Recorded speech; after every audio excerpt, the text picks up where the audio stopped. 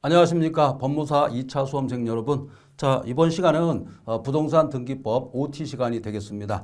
자, 부동산 등기법은 자, 총론과 강론으로 이루어져 있습니다. 자, 부동산 등기법이죠. 부동산 등기법. 이렇게 돼 있죠. 부동산 등기법에서 쟁점이 되는 부분은 토탈에서 57개 점 됩니다. 그런데 총론 부분에서 19개의 테마가 있고 그 다음에 강론 부분에서 38개 테마가 있습니다. 총론과 강론으로 이루어져 있죠. 강론 이렇게 되어 있습니다. 물론 논술 형식이기 때문에 우리가 아는 것과 직접 쓰는 것은 천양지차다 이렇게 볼 수 있습니다. 따라서 이 내용을 숙지한 뒤에는 반드시 자기가 직접 써보는 그런 습관을 가져야 되겠습니다. 보통 우리 공부하시는 분들이 눈으로 많이 이제 공부를 하다가 그죠? 사지 선택, 오지 선택 이렇게 선택을 한 그런 공부를 하다가 갑자기 주관식을 쓰게 되면은 이 당황스럽습니다. 사실 쓰지도 못하죠. 보통 아무 교재나 보통 30에서 40%를 쓰게 되면 합격을 하게 되는데 일반적으로 내용을 충족하지 못한 답안지가 대부분입니다. 그래서 일단은 부동산 등기법에서 과락을 면해야겠죠. 이 부분을 여러분들이 잘 판단을 하셔야겠습니다. 이 부동산 등기법에서 점수가 안 나오게 되면은 최종 합격하는 데 상당히 애로사항으로 작용할 수가 있습니다. 자, 그래서 이번 시간에 OT 시간인데요. 전체 윤곽을 파악해보고 앞으로 수업을 어떻게 진행하고 여러 수험생 여러분들도 어떠한 방향으로 공부를 해야만이 이 2차 과목인 부동산 등기법을 완벽하게 소화하고 시험장에서 자기 실력을 완전히 발휘할 수 있을까 이런 생각을 하면서 수업을 진행하도록 하겠습니다. 자, 모두에서 제가 말씀드렸다시피 부동산 등기법은 총론 부분과 강론 부분이 있는데 그동안 시험 출제 경향을 보면은 6대4 정도로 출제가 되고 있습니다. 물론 혼합 문제도 많이 들어가 있어요. 자, 그래서 강론 부분이 좀 많은 편인데 총론 부분이 그렇다고 해가지고 중요도가 떨어진다 이렇게는 볼 수가 없습니다. 자, 특히 이제 총론 부분에서는 19개의 부분이 있는데요. 여러분 또 교재를 보면 아시겠지만 이 등기의 효력이란 이런 부분이 이제 처음에 스타트를 끊게 돼 있고 마지막에는 등기관, 그렇죠. 등기관의 역할이 매우 크지 않습니까? 등기관의 처분에 대한 어떤 이의, 불복하는 그러한 절차가 또 나와 있는데 예를 들어서 주제 19번을 보면은 등기관의 처분에 대한 이의가 있지 않습니까? 이 부분이 우리가 생각할 때 이거 별로 중요하지 않구나라고 생각할 수 있는데 사실은 시험에 출제가 되고 있습니다. 자, 첫 번째 주제로 들어가면은 등기의 효력 이렇게 되어 있죠. 자, 이게 등기의 효력 이렇게 나와 있는데 가장 핵심적인 것이 바로 우리가 배우는 것이 바로 부동산 등기법 아니겠습니까? 결국 부동산 등기를 하게 됨으로써 어떤 효과가 발생하는가 이걸 따지는 것이 바로 부동산 등기법이 되겠다 이런 얘기가 되겠죠. 자, 우리가 1차 공부할 때는 이 뭡니까 선택형이기 때문에 몰라도 맞을 수가 있었습니다. 그러나 2차 과목에서는 모르면은 틀리게 되어 있습니다. 점수를 딸 수가 없습니다. 자, 그래서 가장 중요한 것은 목차를 잘 보셔야 돼요. 목차에서 내가 어느 정도 한 40에서 50%를 쓰고 그 다음에 내용을 채우는 그런 방법으로 공부를 해야 됩니다. 자, 그러면 등기의 효력이 제일 중요하지 않습니까? 그죠? 등기 효력에 대해서 가장 중요한 것이 등기 효력을 우리가 공부하게 됩니다. 등기 효력은 많지 않습니까? 일단 어떤 물권 변동의 효력이 있겠죠. 그죠? 물권 행위를 하고 그다음에 물권 변동이 있으면 어떻습니까? 효력이 발생하겠죠. 자, 이런 등기의 효력 첫 번째 효력이 있고 등기를 함으로써 어떤 효력이 또 있습니까? 순위가 어떻습니까? 순위가 확정이 되겠죠. 그죠? 순위가 확정되고 그다음에가 또 가장 중요한 게 뭐가 있을까요? 자, 등기함으로써 여러 가지 효과가 있지만 대항력이 발생하겠죠. 대항력. 자, 제가 지금 칠판에 직접 쓰고 있습니다만 여러분들도 직접 쓰는 연습을 해야 됩니다. 자, 부동산 등기법에서 수월하게 우리가 점수를 따려면은 자, 단권을 해야 됩니다. 우리 시대고시교육에서 나온 이 어떻습니까? 이번에 강조하는 이런 교재, 이 교재가 상당히 좋습니다. 그래서 물론 이 내용이 상당히 정평 있는 교재입니다. 여러 2차 공부하신 분들이 많이 활용하는 그런 교재예요. 그렇지만은 이 교재가 있다고 할지라도 이것을 어떻게 활용하는가 이게 매우 중요한 관건입니다. 아주 과학적으로 접근하고 아주 어떻습니까? 능률적으로 접근해야만이 2차에서 아주 멋있는 답안을 씀으로써 내가 법무사에 마지막에 합격을 하는 것이 되겠습니다. 자, 지금 등기의 효력부터 쭉 나와 있는데 지금 뭐 개괄적인 시간이기 때문에 OT에 대한 그 정도 수준에서 멈추도록 하겠습니다. 근데 제일 중요한 게 뭘까요? 이 등기를 함으로써 효력이 없는 게 있어요. 자, 우리는 공신의 원칙과 공시의 원칙 이런 걸 배웠죠. 그래서 이때는 공신력을 부정하고 있습니다. 즉, 이 부동산 등기부가 있어도 봤자 아무 소용이 없는 거예요. 사실은 이게 믿을 수 없죠. 믿을 수 없다는 얘기예요. 쉽게 말해서. 그래서 이 등기의 효력에 대해서 많은 것이 있지만 특히 말이죠. 공신력을 부정하고 있다는 것도 알아두시고, 그렇다고 해가지고 다른 효과가 없느냐? 그건 아니죠. 등기를 함으로써 어떤 추정력이 있습니다. 추정력은 있다는 거죠. 자, 추정력. 자, 강론과 연결된 기본 사항을 지금 설명하고 있어요. 추정력은 존재한다. 근데 추정력이 이게 법률상 추정력이냐 아니면 사실상 추정력이냐, 그죠? 이런 뜻이 되겠습니다. 법률상 간주냐 또는 사실상 간주냐 아니면 법률상 추정이냐 사실상 추정이냐, 이게 문제가 되는데 지금 우리 대법원 판례는 법률상 추정이 된다 이렇게 보고 있습니다. 이런 식으로 공부해야 돼요. 자, 그 다음에가 그래서 이제 주제 2로 넘어가면 추정력 이렇게 나와 있죠. 그죠?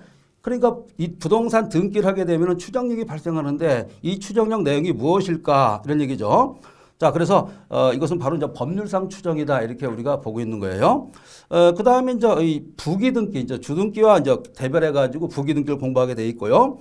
그 다음에 등기를 하게 됨으로써 등기할 때 유효 요건이 있어요. 이때 실질적 요건도 있고 형식적 요건을 모두 갖춰야 되는 겁니다. 한 가지라도 갖추지 않으면은 등기로서 효력이 없어요. 무효가 되는 거죠.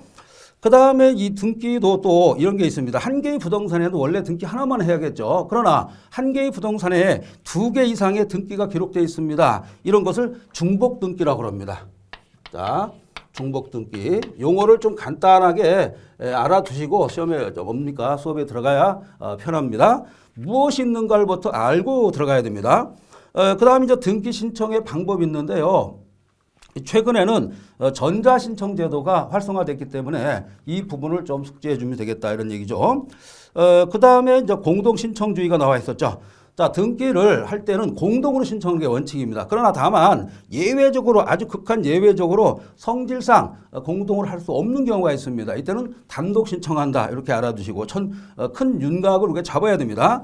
그 다음에 신청인이 본인이 직접 가야 되는데 대리인을 통한 것도 가능하다 이렇게 볼 수 있죠. 자, 우리가 일반적으로 법률행위 할 때 대리가 있지 않습니까? 이 부분은 민법과 아주 관련이 있습니다. 특히 물권법과 아주 밀접한 관련이 있기 때문에 민법에 어떤 전제 조건이 들어가 있어야 됩니다. 그리고 나서 등기라는 신청, 그런 행위가 있죠. 이런 뭡니까? 법률 행위적, 준법률 행위적이죠. 이런 신청을 해야 됩니다. 자, 이름으로써 우리가 법적인 추정력이 생긴다 이렇게 볼 수 있고요. 그 다음에 사단도 등기 신청을 할 수 있는가 이런 문제가 되겠고, 그 다음에 문제가 지금 국제적 사회이기 때문에 외국인이 등기 신청할 수 있을까 이런 문제를 다루겠습니다. 자, 그 밖에 포괄 승계에는 등기 신청이라든가, 그 다음에 대리라든가 어떻습니까? 사자 이런 사람들에 의해서 등기 신청할 수 있을까 이런 얘기가 되겠고, 또한 어떤 판결이 났을 때 이거를 집행 권한으로 삼아가지고 등기 신청하는 방법도 시험에 자주 출제가 되고 있습니다. 자, 그 밖에 뭐 의무자, 취하, 그 다음에 각하 이런 부분이 있습니다. 요건을 갖췄느냐 아니면은 요건을 갖추지 못했느냐에 따라서 각하와 그 다음에 취하가 있어요. 이런 부분. 다음으로 이제 강론으로 들어가는데요. 강론 내용 보시면은 상당히 많죠. 이 근거가 되는 논점이 38개 정도 됩니다. 이 강론 부분. 이 38개인데, 자, 38개죠. 시험 비율로 볼 때는 4대 6입니다. 그만큼 강론이 점점 비중이 높아지고 있다라고 볼 수 있습니다. 자, 주제 20번 보시면은 토지의 하필 등기라는 게 있습니다. 하필 등기라는 건 뭐냐면 원래 이 두 필지 토지를 하나로 뭡니까? 병합하는 합병하는 그런 이 절차가 되겠는데요. 자, 합병했죠. 합병하고 난 다음에 뭘 해야 됩니까? 합병 등기 기록상으로 또 하나로 만들어야겠죠. 그죠? 합병한 것을 등기 기록상에 하나로 만드는 그런 등기, 이걸 하필 등기라고 합니다. 용어를 잘 알아두시고, 그 다음에 등기 명인 표시 변경 등기, 그리고 명인을 바꾸는 그런 등기가 되겠죠. 이런 절차적인 면이 쭉 있어요. 그 다음에 원래 실체 관계가 있었는데 실체 관계 부합해가지고 우리가 다른 법에서도 배웠습니다만 정정하는 방법이 있죠. 그러니까 실체 관계에 부합하게 바꾸는 그런 등기가 바로 경정 등기가 되겠다 이렇게 볼 수 있고요. 그 밖에 말소 등기, 그 다음에 말소했던 것을 회복하는 등기, 그 다음에 소유권 보전 등기가 있죠. 이런 등기도 우리가 살필 수가 있습니다. 다음으로 또 우리가 따지는 것이 용익물권, 우리가 물권법에서 배웠죠. 용익물권, 그 다음에 담보물권이 있지 않습니까? 특히 이제 용익물권 같은 경우는 지상권, 지역권, 전세권이 있는데 이와 관련된 것, 특히 전세권과 관련된 등기가 많이 시험에 출제가 되고 있습니다. 전세권을 설정했을 때 등기하는 방법, 그 다음에 전세권을 이전하는 방법이 있죠. 이전했을 때 등기하는 방법, 그 다음에 변경했을 때 이렇게 나눌 수가 있고, 그 다음에 담보물권 있지 않습니까? 그죠? 자, 유치권, 질권, 저당권인데, 우리 부동산 등기법에서는 근저당 부분에서 시험이 많이 출제가 되고 있습니다.